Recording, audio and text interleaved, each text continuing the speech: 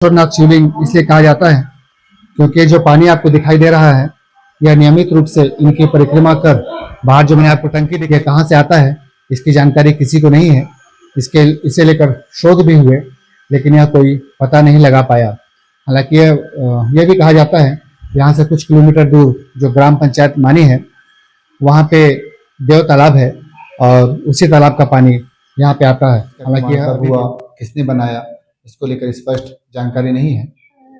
रविवार को महाशिवरात्रि पर्व है, शंकर जी से जुड़ा त्यौहार, और ऐसे में प्रतापपुर का शिवपुर आपको दिखाना और यहाँ के बारे में बताना जरूरी है।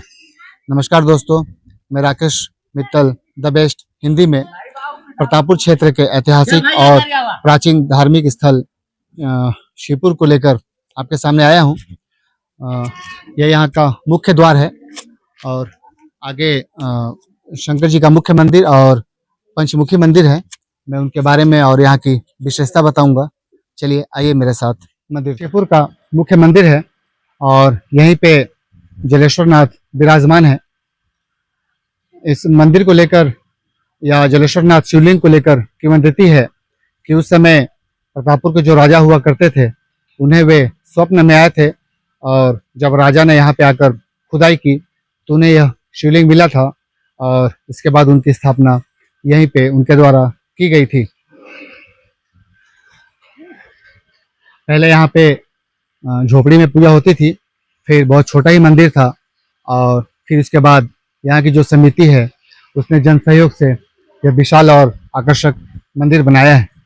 ये बगल में पानी नियमित रूप से बहता है। मैं अंदर इसके बारे में बताऊंगा आपको, जो शिवलिंग से होकर आते हुए आपको दिखाई देगा। आइए हम मंदिर के अंदर चलते हैं।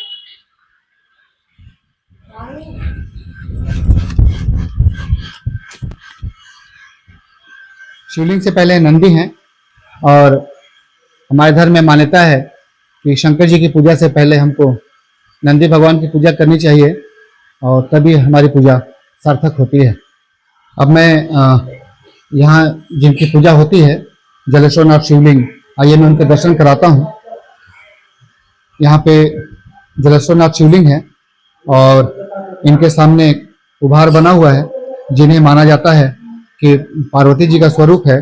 इसी कारण इन्हें अर्धनारीश्वर शिवलिंग भी कहा जाता है। जलेश्वर की दिखाई थी वहां तक जाता है और उसके बाद वह पानी कई प्रकार से लोगों के काम आता है। इस पानी के बारे में कहा जाता है कि यह अभी भी रहस्य है और एक बड़ी विशेषता इस पानी की यह भी है कि यह कभी खराब नहीं होता और न यह सड़ता है। यह वो जगह है जो पहाड़ के नीचे नीचे पानी का स्रोत है और यही शिवलिंग की परिक्रमा करता है। दो शिवलिंग हैं, एक बड़ी है और एक छोटे हैं, और ये जो पीछे पत्थर का हिस्सा है पहले से प्राकृतिक रूप से यही स्थिति थी। मंदिर बनने के बाद बनावट इस तरह की हो गई है। यह भी काफ़ी आकर्षक लगता है और यहाँ पे भी लोग जो श्रद्धालु आते हैं नियमित रूप से पूजा करते हैं। मंदिर के बाहरी हिस्से में और मूर्तियाँ रखी हुई हैं जो विभिन्न कई देवी देवताओं की हैं। हनुमान जी हैं, गणेश जी हैं, शिवलिंग है, नंदी जी हैं। ये मूर्तियाँ भी प्राचीन हैं। जब यहाँ पे छोटा मंदिर हुआ करता था तो ये सारी मूर्तियाँ उसी के अंदर थीं, लेकिन इन्हें बाद में बाहर स्थापित कर दिया गया है। मेरे पीछे जो आप मंदिर देख रहे हैं इसे पंचमुखी मंदिर कहा जाता है क्योंकि इसमें 5 गुंबज हैं। यह राधा कृष्ण का मंदिर है और यह भी काफ़ी प्राचीन है। आइए मैं आपको मंदिर दिखाता हूँ और इसके बारे में बताता हूँ।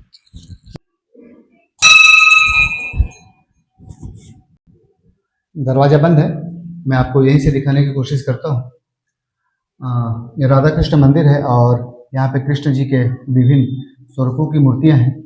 यहाँ की सबसे बड़ी खासियत यह भी है कि यहाँ भगवान जगन्नाथ, सुभद्रा जी और बलराम दाऊ की मूर्तियाँ भी हैं। ये काष्ठ की हैं और पत्थरों से बनी हुई हैं, और जो कृष्ण जी की मूर्तियाँ हैं वह अष्टधातुओं की हैं। यहाँ मूर्तियाँ बहुत ज़्यादा हुआ करती थी। बताया जाता है कि बहुत सारी मूर्तियों की चोरी हो गई है। यह मंदिर भी काफ़ी प्राचीन है और इसका निर्माण कब हुआ? आपने शिवपुर के दोनों मंदिर देखे, बहता हुआ पानी देखा, सामने हनुमान जी की मूर्ति भी बनी है जो कुछ साल पहले यहाँ की समिति ने बनवाई थी। शिवपुर का धार्मिक महत्व है, यह ऐतिहासिक है और यहाँ की प्राकृतिक सुंदरता भी लोगों को आकर्षित करती है। शिवरात्रि पर विशाल मेला लगता है। सावन में बड़ी संख्या में कांवरिया आते हैं। साल भर यहाँ पे जब लग्न होते हैं तो लोग शादी आकर करते हैं। रविवार को महाशिवरात्रि है, तो हम यहाँ के जो समिति के अध्यक्ष हैं उनसे बात करेंगे और जानेंगे इनकी तैयारियाँ क्या हैं। मेरे साथ समिति के अध्यक्ष कंचन सोनी और कोषाध्यक्ष राजेश मित्तल हैं। आइए मैं इनसे जानता हूँ कि महाशिवरात्रि पर्व को लेकर क्या तैयारियाँ हैं।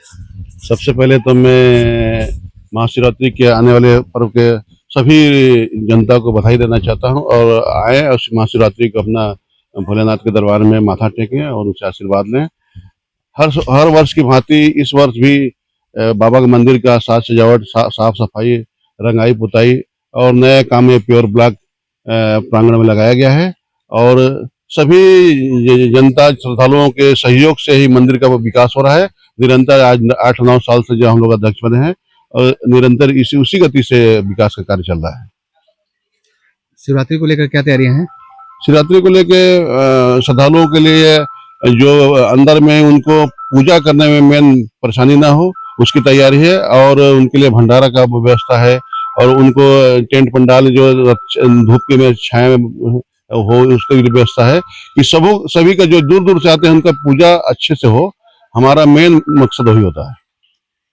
आपने सुना इनको कई दुकानें लगती हैं, उन्हें दुकान भी आवंटन का काम चल रहा है और तैयारियां अच्छी होती हैं। कल शनिवार शिवरात्रि से एक दिन पहले आपको यहाँ पे सारी व्यवस्था देखने को मिल जाएगी। आज के वीडियो में इतना ही। तो आप महाशिवरात्रि पर अगर आप शिवपुर नहीं आए हैं तो मेरे वीडियो को देखने के बाद महाशिवरात्रि पर आएँ और जलेश्वर नाथ बाबा के दर्शन करें।